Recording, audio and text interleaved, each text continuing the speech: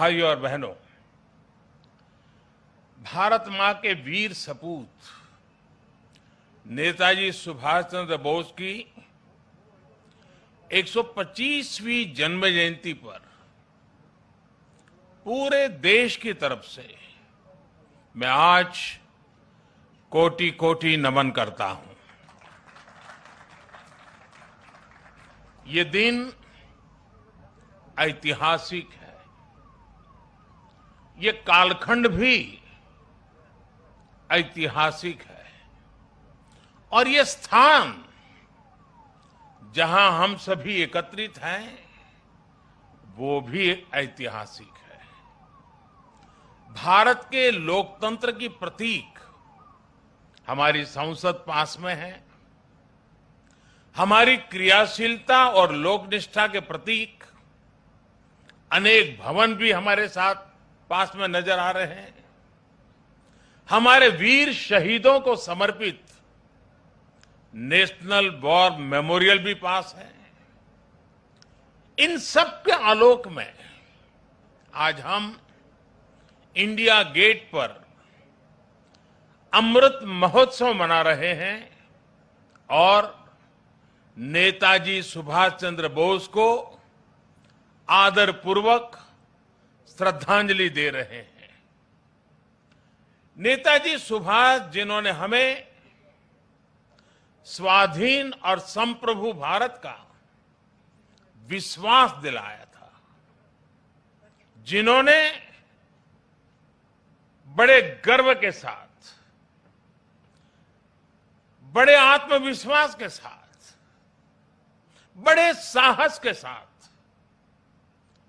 अंग्रेजी सत्ता के सामने कहा था, मैं स्वतंत्रता की भीख नहीं लूंगा, मैं स्वतंत्रता की भीख नहीं लूंगा, मैं इसे हासिल करूंगा। जिन्होंने भारत की धरती पर पहली आजाद सरकार को स्थापित किया था, हमारे उन नेताजी की भव्य प्रतिमा आज डिजिटल स्वरूप में इंडिया गेट के समीप स्थापित हो रही है। जल्द ही इस होलोग्राम प्रतिमा के स्थान पर ग्रेनाइट की विशाल प्रतिमा भी लगेगी। ये प्रतिमा आजादी के महानायक को कृतज्ञ राष्ट्र की श्रद्धांजलि है। नेताजी सुभाष की ये प्रतिमा हमारी लोकतांत्रिक संस्थाओं को, हमारे पीढ़ियों को राष्ट्रीय कर्तव्य का बोध कराएगी, आने वाली पीढ़ियों को, वर्तमान पीढ़ी को निरंतर प्रेरणा देती रहेगी। साथियों, पिछले साल से देश ने नेताजी की जयंती को पराक्रम दिवस के रूप में मनाना शुरू किया है। आज पराक्रम दिवस के अवसर पर सुभाष चंद्र बोस आपदा प्रबंधन पुरस्कार भी दिए गए हैं। भाइयों और बहनों, आजादी के अमृत महोत्सव का संकल्प है कि भारत अपनी पहचान और प्रेरणाओं को पुनर्जीवित करेगा। ये दुर्भाग्य रहा कि आजादी के बाद देश की संस्कृति और संस्कारों के साथ ही अनेक महान व्यक्तित्वों के योगदान को मिटाने का काम किया गया।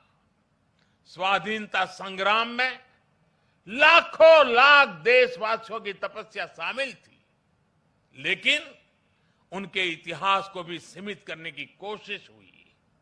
लेकिन आज आजादी के दशकों बाद देश उन गलतियों को डंके की चोट पर सुधार रहा है, ठीक कर रहा है।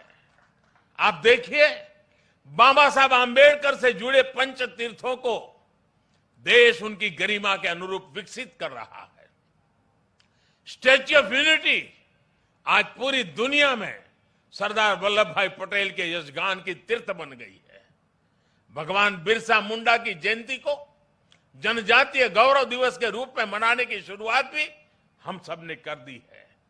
आदिवासी समाज के योगदान और इतिहास को सामने लाने के लिए अलग अलग राज्यों में आदिवासी म्यूजियम्स बनाए जा रहे हैं और नेताजी सुभाष चंद्र बोस के जीवन से जुड़ी हर विरासत को भी देश पूरे गौरव से संजो रहा है। नेताजी द्वारा अंडमान में तिरंगा लहराने की 75वीं वर्षगांठ पर अंडमान के एक द्वीप का नाम उनके नाम पर रखा गया है। अभी दिसंबर में ही अंडमान में एक विशेष संकल्प स्मारक नेताजी सुभाष चंद्र बोस के लिए समर्पित की गई है। ये स्मारक नेताजी के साथ साथ इंडियन नेशनल आर्मी के उन जवानों के लिए भी एक श्रद्धांजलि है जिन्होंने आजादी के लिए अपना सर्वस्व न्योछावर कर दिया था। ये मेरा सौभाग्य है कि पिछले वर्ष आज के ही दिन मुझे कोलकाता में नेताजी के पैतृक आवास भी जाने का अवसर मिला था। जिस प्रकार से वो कोलकाता से निकले थे, जिस कमरे में बैठकर वो पढ़ते थे, उनके घर की सीढ़ियां, उनके घर की दीवारें, उनके दर्शन करना, वो अनुभव शब्दों से परे है।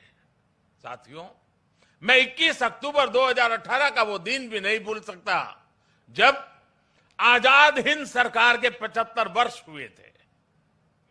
लाल किले में हुए विशेष समारोह में मैंने आजाद हिंद की कैप पहनकर तिरंगा फहराया था। वो पल अद्भुत था, वो पल अविस्मरणीय है। मुझे खुशी है कि लाल किले में ही आजाद हिंद फौज से जुड़े एक स्मारक पर भी काम किया जा रहा है। 2019 में 26 जनवरी की परेड में आजाद हिंद फौज के पूर्व सैनिकों को देखकर मन जितना प्रफुल्लित हुआ, वो भी मेरी अनमोल स्मृति है। और इससे भी मैं अपना सौभाग्य मानता हूं कि हमारी सरकार को नेताजी से जुड़ी फाइलों को सार्वजनिक करने का अवसर मिला। साथियों, नेताजी सुभाष कुछ ठान लेते थे तो फिर उन्हें कोई ताकत रोक नहीं सकती थी। हमें नेताजी सुभाष की can do, will do spirit से प्रेरणा लेते हुए आगे बढ़ना है।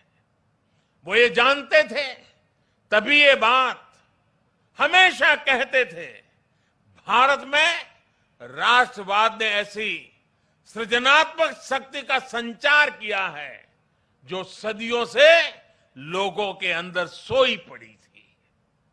हमें राष्ट्रवाद भी जिंदा रखना है, हमें सृजन भी करना है और राष्ट्र चेतना को जागृत भी रखना है। मुझे विश्वास है कि हम मिलकर भारत को नेताजी सुभाष के सपनों का भारत बनाने में सफल होंगे। आप सभी को एक बार फिर पराक्रम दिवस की बहुत बहुत शुभकामनाएं देता हूं और मैं आज एनडीआरएफ, एसडीआरएफ के लोगों को भी विशेष रूप से बधाई देता हूं, क्योंकि बहुत छोटे कालखंड में उन्होंने अपनी एक पहचान बना दी है। आज कहीं पर भी आपदा हो या आपदा के संबंधित संभावनाओं की खबरें हो, साइक्लोन जैसी, और जब एनडीआरएफ के जवान यूनिफॉर्म में दिखते हैं, सामान्य मानवी को एक भरोसा हो जाता है कि अब मदद पहुंच गई। इतने कम समय में किसी संस्था और इसके यूनिफॉर्म की पहचान बनना, यानी जैसे हमारे देश में कोई तकलीफ हो और सेना के जवान आ जाएं, तो सामान्य मानवी को संतोष हो जाता है, भाई बस अब ये लोग आ गए हैं। वैसा ही आज एनडीआरएफ और एसडीआरएफ के जवानों ने अपने पराक्रम से ये करके दिखाया है। मैं पराक्रम दिवस पर नेताजी का स्मरण करते हुए मैं एनडीआरएफ के जवानों को, एसडीआरएफ के जवानों को, उन्होंने जिस काम को जिस करुणा और संवेदनशीलता के साथ उठाया है, बहुत बहुत बधाई देता हूं, उनका अभिनंदन करता हूं। मैं जानता हूं इस आपदा प्रबंधन के काम में इस क्षेत्र में काम करने वाले कईयों ने अपने जीवन भी बलिदान दिए हैं। मैं आज ऐसे जवानों को भी श्रद्धांजलि देता हूं जिन्होंने किसी की जिंदगी बचाने के लिए अपनी जिंदगी दांव पर लगा दी थी। ऐसे सबको मैं आदरपूर्वक नमन करते हुए मैं आप सबको भी आज पराक्रम दिवस की अनेक अनेक शुभकामनाएं देते हुए मेरी वाणी को विराम देता हूं। बहुत बहुत धन्यवाद।